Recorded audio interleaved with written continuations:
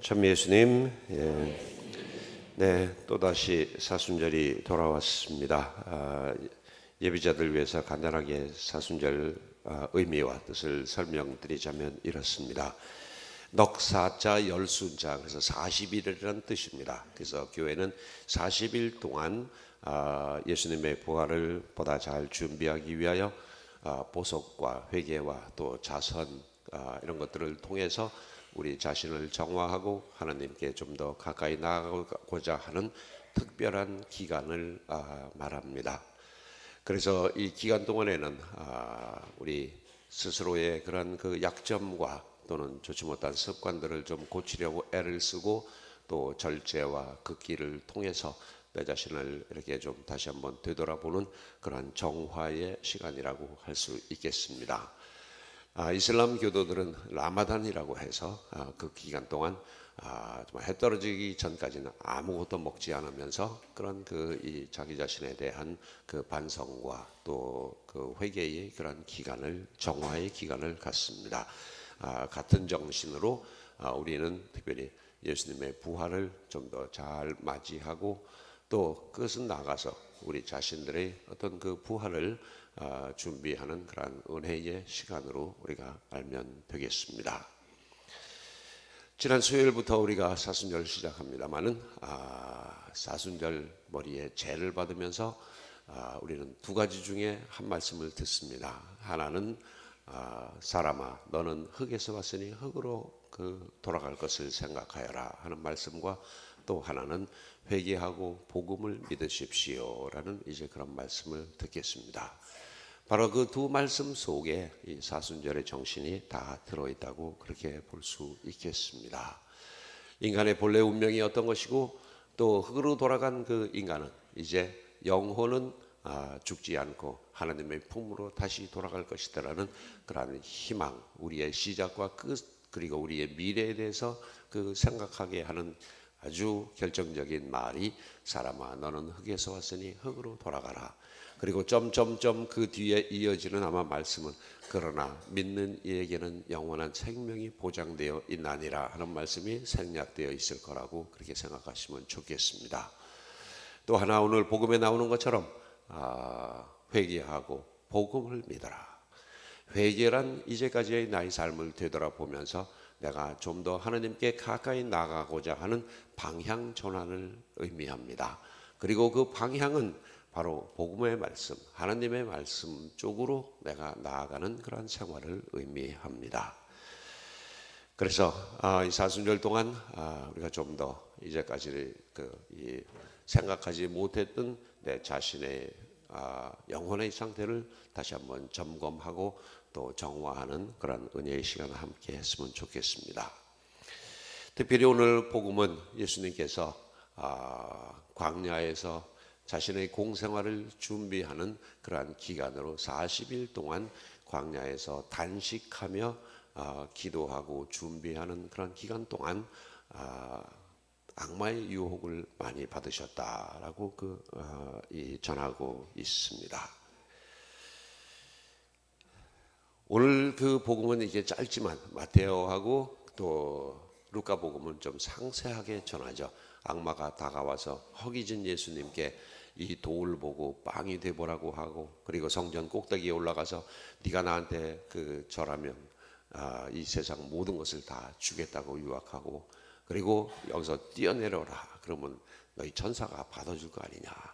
그 세 가지 이 유혹 속에 인간이 당할 수 있는 그런 유혹과 또 우리들의 욕망이 모두 다 들어있다고 볼 수 있습니다. 빵은 어떻게 보면 먹고 사는 문제에 대한 재물에 관한 유혹입니다.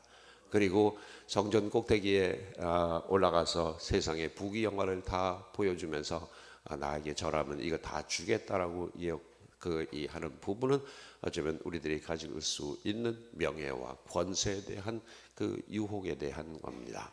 그리고 마지막으로 내 앞에 무릎을 꿇고 여기서 뛰어내리면 천사들이 보호해 줄 거 아니냐라는 것은 하느님께 대한 이 신뢰와 회의 문제를 이렇게 따지는 그러한 부분이라고 할 수 있겠습니다. 예수님은 그때마다 성경 말씀을 기초로 해서 악마의 유혹을 뿌리칩니다. 그 대표적인 말이 사람이 빵만으로 살지 않고 하나님의 입에서 나오는 그 말씀으로 사느니라. 그렇게 하고 너의 주 하나님을 시험하지 마라라는 그런 말씀으로 이제 그것을 물리칩니다. 우리가 살아가면서 참 많은 유혹 속에 살아간다고 할 수 있겠습니다. 유혹이라는 이렇게 정의를 해볼 수 있을 것 같습니다. 유혹이란 당장의 눈앞에 작은 이익 또는 달콤함을 이 선택토록 이제 이 꼬드기는 일, 그게 아마도 유혹이겠죠. 그래서 우리들이 살아가면서 그러나 결국에는 더 큰 이 손해와 또 소중하고 귀한 것을 잃어버리게 되는 어떤 그러한 이 내용을 우리가 유혹이라고 정의를 해볼 수 있을 것 같습니다. 유혹은 우리에게 거부하기 어려운 매력적인 모습으로 다가옵니다. 그리고 이놈의 유혹은 잡초와도 같아서 뽑아도 계속 나타나고 자라나는 것이 이 또 유혹이라고 할 수 있겠고, 그래서 인생은 유혹의 지뢰밭이다라고 그렇게 표현하기도 합니다. 오직 한번 바오로 사도께서도 이렇게 말씀하시죠. 나는 내가 바라는 것은 하지 않고 오히려 바라지 않는 것만 이렇게 하는 그런 바보 같은 사람이다라고 바오로 사도께서도 이 고백을 하십니다. 이처럼 우리가 살아가면서 유혹이라는 단어, 오직 한번 예수님께서 직접 가르쳐 주신 주님의 기도 속에서 그렇게 나오죠. 저희를 유혹에 빠지지 않게 하시고. 여러분은 나는 이러한 유혹을 용감하게 뿌리치고 거기에 넘어가지 않았다라고 자부할 수 있는 그런 이 자신감을 가지고 있는가? 그 부분 스스로 이렇게 반문하면서 한번 생각을 해보면 좋을 듯합니다. 그리고 나는 무엇을 근거로 해서 나에게 다가오는 그 유혹을 내가 뿌리치고 이겨내는가? 예수님께서는 성경 말씀을 토대로 해서 그 유혹을 뿌리쳤다고 말씀하십니다. 근데 우리는 어쩌면 이러면 되지 않을까 생각을 해봅니다. 내가 유혹을 뿌리치고 정말 내 자신을 지킬 때 그때에 내가 느끼는 자유로운 마음, 아니면 두 번째로 또 이 나의 자존심이라고 그럴까요? 자존감이라고 그럴까? 내가 그래도 하나님을 믿는 사람이고 그 하나님의 말씀을 따라서 살겠다고 노력하는 사람인데 내가 요 정도도 내가 못 이겨가지고 이게 되겠는가 하는 어떤 그런 이 자기 자신에 대한 그 자존감으로 우리가 그걸 이겨낼 수 있다고 할 수 있겠습니다. 그보다도 더 소중한 경험은 내가 그 유혹을 과감히 뿌리쳤을 때 나에게 들어오는 어떤 그 자유로운 마음, 그때의 그 느낌이 너무너무 좋기 때문에 나는 정말 나에게 다가오는 유혹을 과감하게 뿌리칠 수 있었다라고 고백할 수 있는 우리들이 되었으면 좋겠습니다. 그러나 약한 게 우리들이고 죽을 때까지 끊임없이 그 나를 괴롭히는 것 중에 하나가 어쩌면 유혹일 겁니다. 우리가 잘 아는 괴테의 파우스트 이야기입니다. 파우스트는 내가 이 흠모하는 어떤 여인을 차지하기 위하여 악마와 흥정을 통해서 자기 영혼을 팔아먹습니다. 그 뒤에 이제 뭐 이런 얘기 저런 얘기 해서 다시 본연의 자기로 돌아오는데 그야말로 일생을 걸려서 자기 자신을 다시 이제 되찾게 되죠. 또 이 한때 유행했던 책 중에 하나가 머시멜로 이야기라는 그 책이 있죠. 아이들이 좋아하는 어떤 이 과자, 이거를 놓고 심리학자들이 실험을 합니다. 지금 당장 이것을 먹기를 원하는 사람에겐 2개를 주겠다. 그러나 10분을 기다렸는 사람에게는, 기다렸다가 먹을 사람은 10개를 주겠다라고 이제 그러고 아이들에게 실험을 합니다. 근데 대부분의 아이들, 뭐 한 반반이 될런지는 모르겠습니다만은 아이들은 그 10분을 못 참아가지고 그냥 당장 2개를 먹고 조금 뒤에 10개를 차지하는 그 사람들을 부러워하는 눈으로 바라보죠. 그리고 10년 뒤에, 20년 뒤에 그 아이들의 그 이 성장 이 상태를 이렇게 보는데 엄청나게 달랐답니다. 기다릴 줄 알고 참고 인내했던 그 이 아이들의 그러한 삶의 모습과 그냥 눈앞에 보이는 그것 때문에 그냥 당장 먹어치웠던 아이들의 모습은 천지 차이가 날 정도로 그랬다고 이야기를 합니다. 사순절 동안 우리가 앞으로 계속해서 이런 말씀 들을 겁니다. 극기, 희생, 보석, 자선, 뭐 이제 이런 얘기 많이 이제 들을 텐데, 거기에다가 요거 하나만 딱 보탰으면 좋겠어요. 우리가 유혹은 굉장히 달콤하게 다가오고 뿌리치기 어렵고, 또 그리고 뭐 이거 해서는 안 될 일 뭐 이런 것들을 또 내가 뭔가를 쟁취하고자 했던 그 부분들을 내가 하고자 하는 어떤 부정적인 방법 이런 것들을 따지는 그런 것들이 이제 유혹이라고 친다면, 저는 오늘 여러분들에게 반대되는 이야기를 한번 해보고 싶습니다. 무슨 얘기냐 하면은 조셉 델루스킨이라는 사람이 쓴 승자의 율법이라는 그 책 속에 이런 일화가 나옵니다. 천사의 얼굴을 한 악마가 한 사람에게 다가와서 제안을 합니다. 한 달 뒤에 내가 너에게 다시 찾아올 테니, 그리고 그때 내가 네가 이야기하는 네가 원하는 한 가지를 들어줄 테니까 그때 무엇을 청할런지 나에게 이야기를 해라. 그럼 내가 들어주겠다 하고 떠나갑니다. 한 달 동안 그리고 단 조건은 내가 지목한 어떤 사람, 내가 지목한 어떤 사람에게는 내가 원하는 그거에 꼭 배를 주겠다.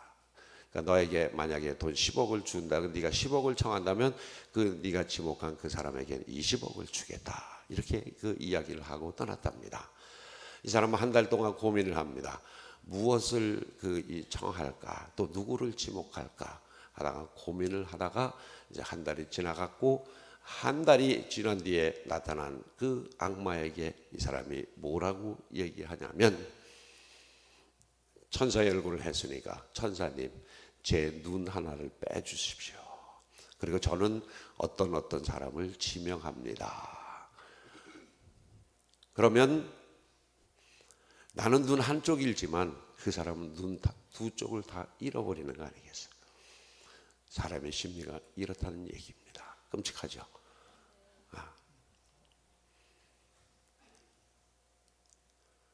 우리들의 마음속에 어쩌면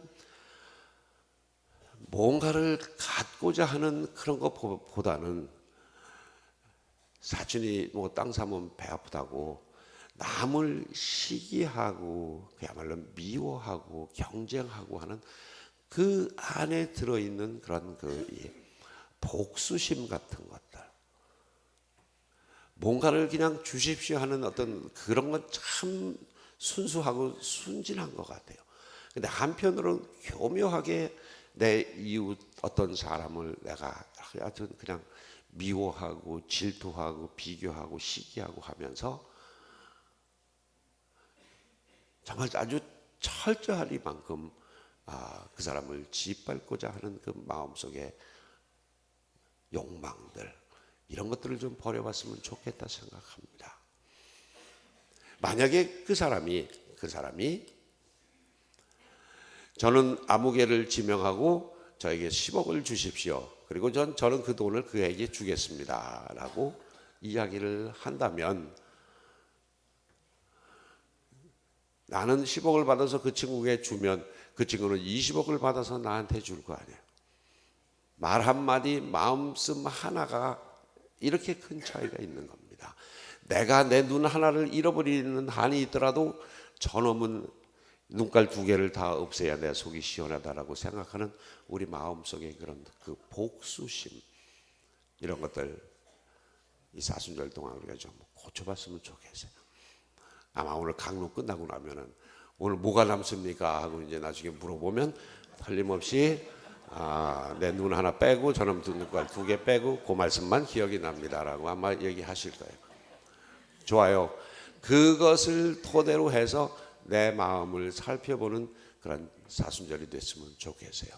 나는 정말 내 마음속에 누구를 죽도록 미워하고 내 흙이 들어가기 전까지 나는 절대로 그 사람 용서 못한다고 끝까지 이렇게 움켜쥐고 있는 그런 미움과 질투와 시기, 이게 풀리지 않으면 절대로 앞으로 못 나갑니다. 그냥 그 저놈이 나한테 잘못한 그것 때문에 잘 가다가 또 갑자기 그 생각이 나면 또 전부 다 그쪽으로 이렇게 가게 되는 게 우리들의 마음이 아닐까. 그래서 우리가 정화의 시기라고 친다면 내 마음 속에 있는 그런 것들부터 좀 정화시키고 없애버리고, 그리고 내 자신을 정말 아름답게 그런 장식하는 그런 은혜의 사순절이 됐으면 좋겠습니다. 아멘.